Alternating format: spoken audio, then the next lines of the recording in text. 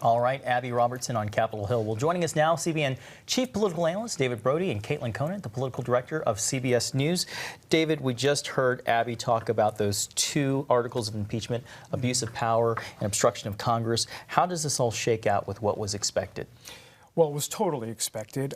Look, here's the bottom line. Obstruction of Congress, right? So the Democrats have decided not to go to the courts. You know, you defy a subpoena, boom, obstruction of Congress, boom. I mean, it's just been one after the other. They said, forget about it. But he has said, Trump has said, I'm not doing this. I'm not going to play your game.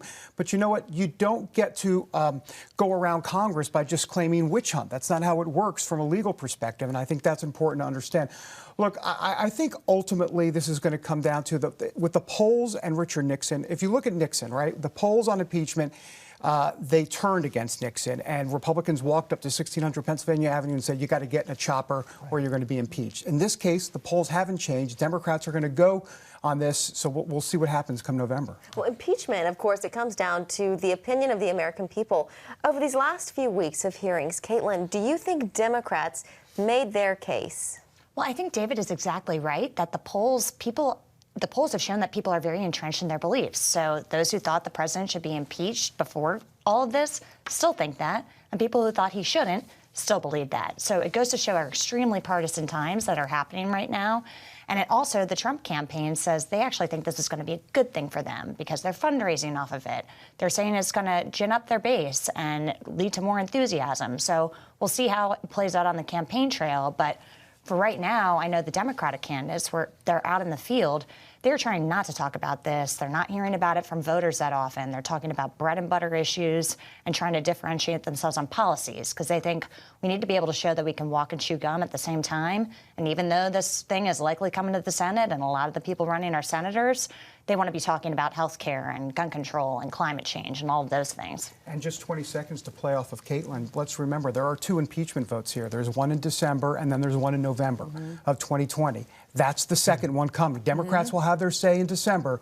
We'll wait till November. Then Americans will go to the... Yeah, absolutely. There's two here. There's a lot of talk, or there is some talk from a small group of Democrats at looking at censuring the president rather than impeaching him. Maybe for the both of you, but starting with Caitlin, what are the odds that we actually see him get censured rather than impeached? Well, I think, again, the key word there was small. I do think it's a small portion, but it goes to show that a lot of these House Democrats who are in vulnerable districts where Trump won last time and they took back in 2018, I think they realized people really don't like Washington. They don't want their constituents to say, you were focused on impeachment, impeachment, impeachment, and not fighting for me.